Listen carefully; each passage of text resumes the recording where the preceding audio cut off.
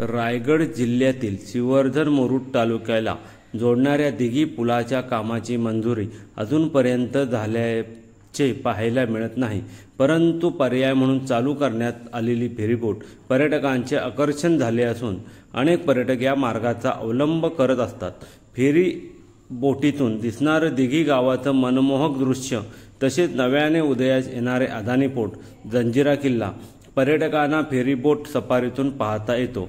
बोटीमधून वाहने सुद्धा जात असल्याने डिझेल तसेच वेळेचा दुरुपयोग टाळता येत असल्याने फेरीबोटीचा वापर करताना पर्यटक व स्थानिक नागरिक दिसत असतात।